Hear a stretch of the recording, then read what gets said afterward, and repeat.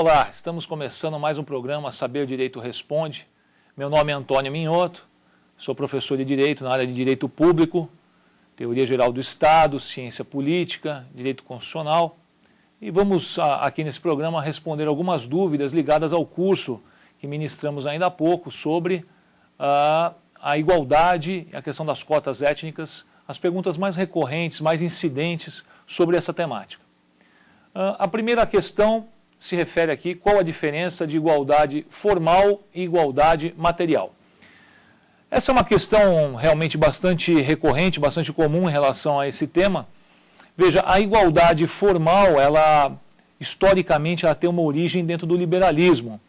É aquela igualdade que ela é contemplada, especialmente nas leis, e mais especialmente ainda nas constituições escritas, especialmente, né, ou de maneira mais destacada, dentro desse panorama de positivação de determinados direitos, no caso aí o direito da igualdade. A igualdade material, ela surgiu depois, dentro de uma concepção de Estado socialista, já bem diferente, já no início aí do século XX, especialmente no bojo aí da Revolução Russa, Revolução Bolchevique, que adotou as ideias de Marx, o marxismo como um parâmetro, como um norte de atuação e de estruturação da sociedade e do Estado.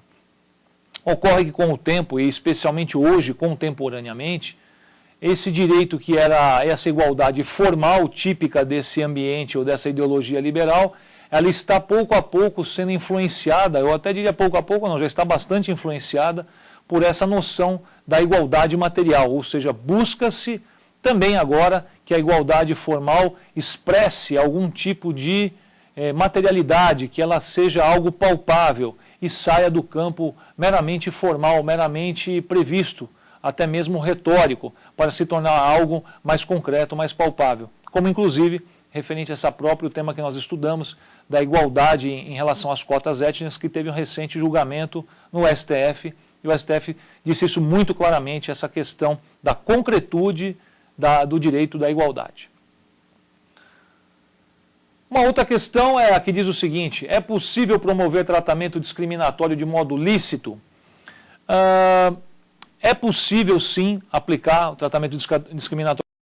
É até importante que isso seja colocado com muita clareza, porque claro que quando se fala em discriminação, sempre há um sentido, ou frequentemente há um sentido pejorativo de algo que é ilícito, de algo que não é permitido, de algo que é descabido, que ofende ao sistema jurídico normativo, mas na verdade a discriminação ela é plenamente permitida quando ela obedece a dois requisitos objetivos, que é ela ser genérica, ela deve ser genérica e deve ser fundamentada. Ela deve ser genérica, ou seja, ela não deve se voltar a ser algo meramente direcionado a uma pessoa ou a uma situação muito específica. E ela deve receber uma fundamentação adequada. Certamente, até de uma maneira intuitiva, se pode perceber que essa fundamentação adequada é realmente o grande nascedouro das mais ardentes polêmicas envolvendo a questão da discriminação, quando se cria um mecanismo de discriminação positivo. Mas, veja, por exemplo, que nós temos no nosso sistema, previsto até na Constituição, a licença maternidade. A mãe que dá à luz, ela tem direito a uma licença maternidade de 120 dias. O pai dessa mesma criança tem direito a uma licença de 5 dias. É óbvio que entre a mãe, entre o homem e a mulher, está havendo uma discriminação favorável à mulher aí no caso, que acabou de dar à luz. Mas essa discriminação, ela é fundamentada, porque a mãe pariu, teve todo um processo, teve um desgaste diferente, físico, psicológico, que o homem não experimentou, que o pai não experimentou. Então é razoável que exista essa discriminação para atender a uma situação determinada, uma situação específica, que assim nada terá de ilegal, nada terá de ilícito, não vai ofender esse sistema jurídico normativo de modo algum. Mais uma questão agora,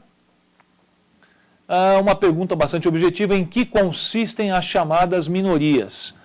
As minorias, a conceituação das minorias é algo que, por vezes, se revela até mesmo tormentoso, porque não é um tema tão tratado como deveria ser junto à doutrina.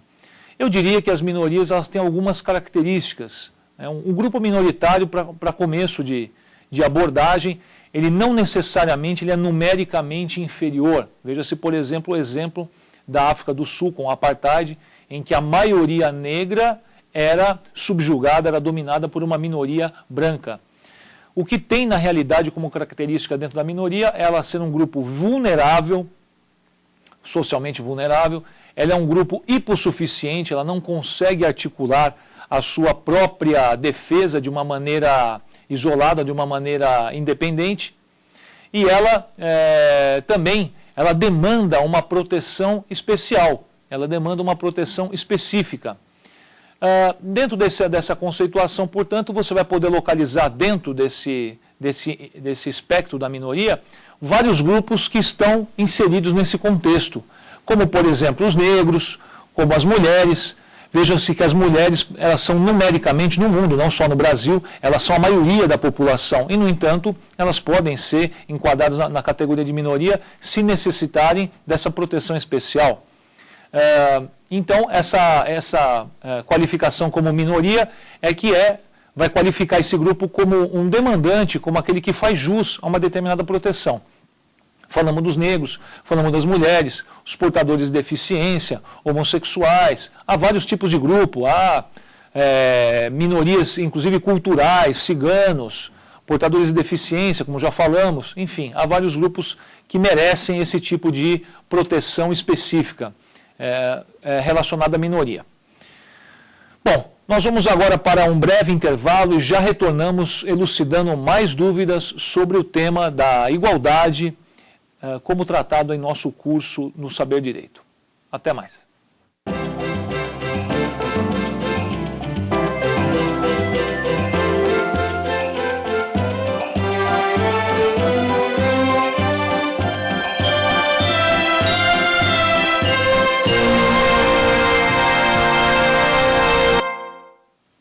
Estamos de volta com o Saber Direito Responde, elucidando dúvidas, dirimindo dúvidas sobre o tema tratado no curso Saber Direito, recentemente ministrado por mim aqui na TV Justiça, sobre o princípio da igualdade, a ideia da igualdade, e especialmente ligada à questão das cotas étnicas.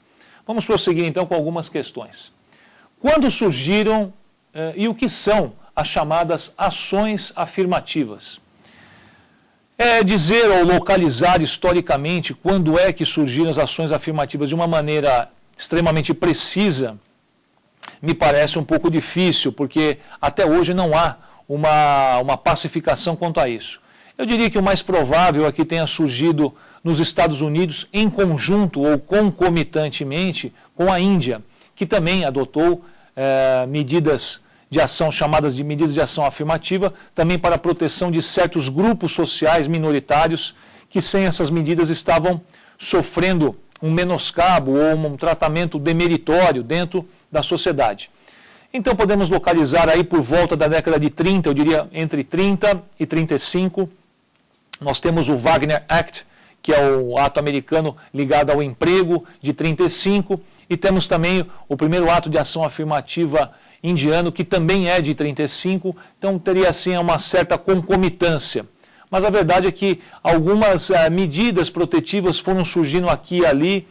Eu diria que a expressão ação afirmativa surgiu nessa década de 30, mas já haviam medidas protetivas caminhando, já haviam medidas protetivas que vinham sendo desenvolvidas. Mas a localização da expressão realmente é por volta da década de 30 e, ao mesmo tempo, Estados Unidos e Índia. Vamos a mais uma questão. Em que países multiétnicos vemos exemplos mais claros de ações afirmativas? Olha, os países considerados multiétnicos, eu diria que localizaria Estados Unidos, o Brasil, África do Sul e a Índia, que não é exatamente uma multietnia, mas ela tem grupos sociais que são tratados como castas, são divididos, separados. Para alguns há tratamentos altamente privilegiados, como era o caso dos Marajás, e para outros há tratamentos altamente demeritórios, ou existiam, como era o caso dos Dalits. Mas eu diria que os países onde você tem mais essa questão da multietnia e exemplos mais claros de ação afirmativa são realmente Estados Unidos, Brasil e África do Sul. Lembrando que no caso dos Estados Unidos e da África do Sul, nós temos nações multiétnicas, mas que não houve o intercurso, a troca de sangue, vamos dizer assim, a mistura sanguínea que houve aqui no Brasil, que é um país que, além de ter essa multietnia, é também miscigenado.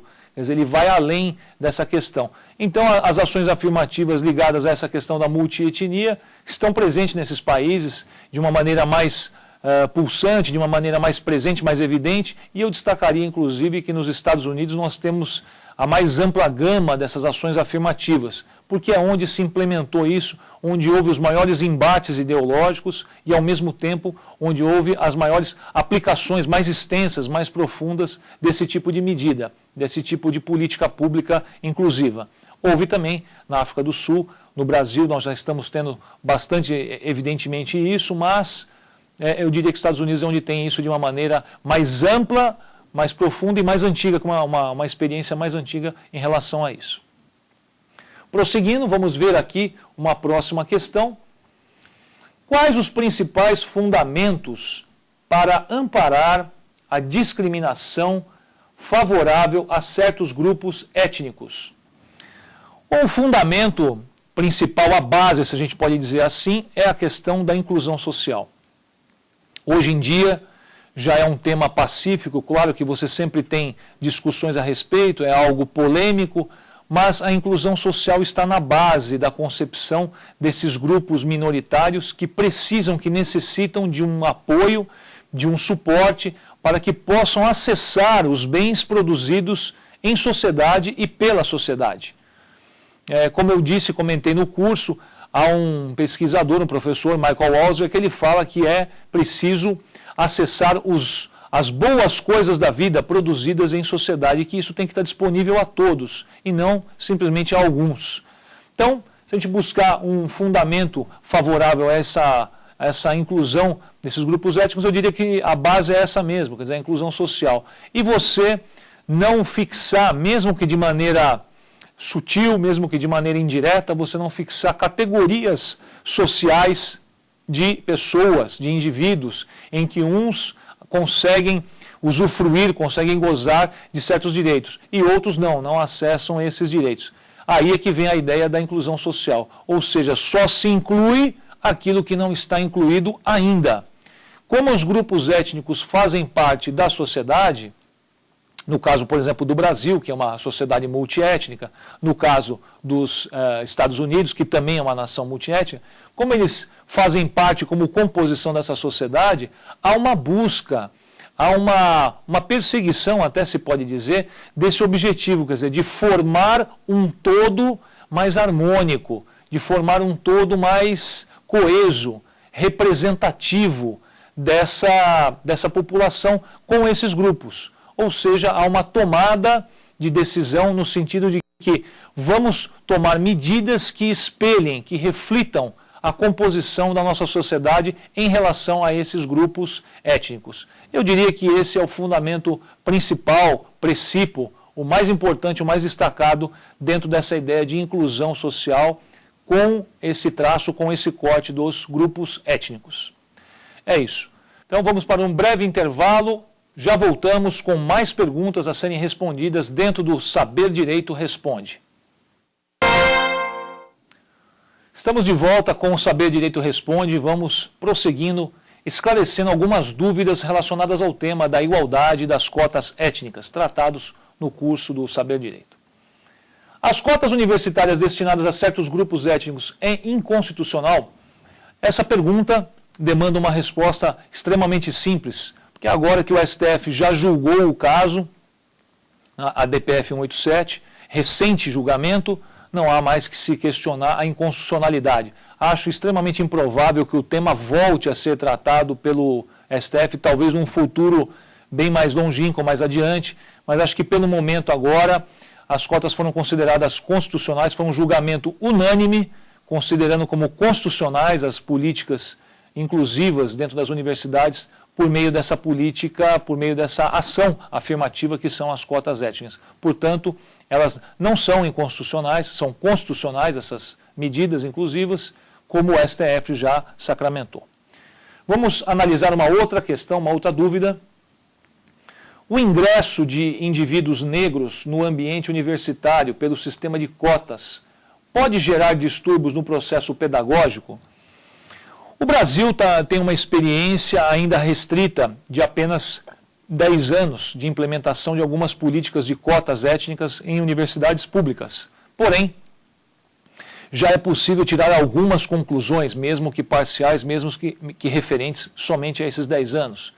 E uma delas é que não se notou, não se registrou, não houve nenhum tipo de acidente dentro desse processo pedagógico causado por essa inserção de indivíduos por meio das cotas étnicas. O que houve, na verdade, foi um desempenho relacionado a esses indivíduos muito próximo dos indivíduos que acessaram as vagas universitárias ou na universidade por meio do vestibular regular. O convívio entre esses indivíduos que entraram pelo vestibular e os que acessaram a universidade por meio das cotas é um convívio que até o momento tem se mostrado pacífico, harmônico ou pelo menos similar àquele que já existia antes das cotas. E a parte pedagógica, o processo pedagógico não se mostrou nem prejudicado, nem acidentado, nem alterado negativamente por essa inserção desses indivíduos por meio das cotas étnicas. Portanto, não me parece que tenha aí alguma problemática específica, alguma problemática prejudicial incidindo sobre esse processo pedagógico no âmbito da universidade por meio dessa política de inclusão social. Vejamos a próxima questão. Que ganhos se pode observar na inserção de indivíduos no ambiente universitário pelo sistema de cotas? Pergunta interessantíssima, porque ela permite que se analise um aspecto que me parece pouco divulgado, que é o de se analisar quais são os benefícios que aqueles que integram ou que acessam a universidade por meio do vestibular regular, que benefícios esses indivíduos também vão gozar com a entrada no ambiente universitário daqueles que acessam esse ambiente pelas cotas étnicas. Existe um ganho recíproco, existe uma reciprocidade. Aqui no Brasil, como já dissemos, ainda estamos com uma experiência curta em relação a isso, temos apenas 10 anos, mas já nessa experiência notamos isso, que esse ganho recíproco, e também a experiência externa, a experiência dos Estados Unidos mostra que esse indivíduo que entra pelas cotas, ele traz uma história de vida, uma experiência de vida, uma vivência diferenciada em relação àqueles que acessaram pelo vestibular tradicional. E esse convívio entre esses dois grupos que acessaram de formas distintas, que acessaram de maneiras diversas a universidade, o ambiente universitário, ele traz um ganho recíproco, tanto para aquele aluno que a gente pode chamar de cotista, onde esse aí o ganho é mais evidente, ele está acessando a universidade, está sendo colocado num ambiente de pesquisa, num ambiente acadêmico, num ambiente de desenvolvimento científico, de formação num nível superior, em que ele poderá futuramente desenvolver uma profissão num nível já mais elevado, num status social mais elevado, mas aquele que está lá na universidade desenvolvendo as suas atividades e que acessou pelo vestibular, esse também experimenta um ganho, experimenta um plus na sua vivência universitária, um enriquecimento por meio da diversidade. Portanto, temos aí uma ideia de ganho recíproco, tanto de quem está sendo incluído socialmente, como daquele que está recebendo esse indivíduo incluído. É bom que se diga isso, porque frequentemente se critica isso, dizendo que poderia haver até um acirramento entre esses dois grupos, mas a verdade é que isso não se observa, muito ao contrário, é possível, inclusive, observar esse ganho recíproco pela diversidade. Prosseguindo, o sistema de cotas universitárias pulveriza ou extingue a meritocracia? Uma questão também das mais polêmicas, essa questão da meritocracia, mas é preciso entender que a meritocracia não é um monolito, ela não é algo estático, algo dado e pronto, que tem uma aplicação única e exclusiva de uma determinada forma e não comportando qualquer tipo de adaptação. Muito ao revés, a meritocracia ela comporta diversas abordagens. A professora Lívia Barbosa, que escreveu um livro, fez uma pesquisa extensa, muito interessante sobre isso, um livro chamado Igualdade e Meritocracia. Ela nos indica, por exemplo, que na meritocracia você pode ter uma meritocracia como aquela aplicada no Japão, em que existe uma valorização muito maior do grupo. Não que seja valorização em detrimento do indivíduo, mas o indivíduo acaba cedendo espaço para que o grupo possa alcançar um desenvolvimento melhor. O indivíduo, portanto, é visto como um elemento útil para que aquele grupo progrida, para que aquele grupo se desenvolva. Quando você parte para a meritocracia norte-americana, você vai ter uma situação em que a individualidade é muito mais valorizada, ela é muito mais destacada. O que o indivíduo fez para ultrapassar os obstáculos de vida, para alcançar os seus objetivos, as dificuldades que foram vencidas por esse indivíduo para alcançar os seus objetivos. Que é, na verdade, essa meritocracia baseada nesse aspecto individual, é justamente a meritocracia que é usada para criticar as políticas inclusivas, especialmente a questão das cotas étnicas. Mas é um tipo de meritocracia, não é a única. Por fim, nós temos aqui no Brasil uma meritocracia diferenciada. O Brasil tem uma dinâmica social diferenciada. Existe um personalismo muito maior aqui. Veja-se que no Brasil, até pouco tempo, não havia sequer um questionamento sobre a questão do nepotismo, em que parentes eram alocados em posições de poder por aqueles que exerciam uma determinada função de mais poder, e era tido como natural que aquelas pessoas ocupassem aqueles subcargos, vamos dizer assim, que gravitavam em torno desse cargo de poder, e nada era questionado. E se colocava o indivíduo porque era irmão, ou porque era cunhado, ou porque era esposa, ou marido, enfim. Nós temos também uma outra abordagem aqui. Por fim, você não pode abordar a meritocracia simplesmente pela realização de um exame, que sequer é realizado por pessoas que estão em mesmas condições. Essa é a base das cotas étnicas, essa é a base da inclusão por meio dessa política. É reconhecer que nem todos que participam do vestibular exibem ou manifestam as mesmas condições, o mesmo preparo. Não receberam o mesmo preparo, logo não podem ser exigidos da mesma maneira. Seria uma competição injusta. Essa é a base lógica, a base fundamental em relação a isso.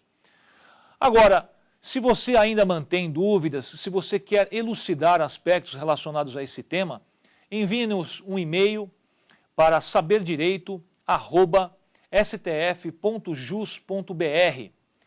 Ou, se você também quiser rever esse programa, indicar aos seus amigos, acesse o nosso endereço na internet, o nosso canal no YouTube, www.youtube.com/saberdireitoresponde.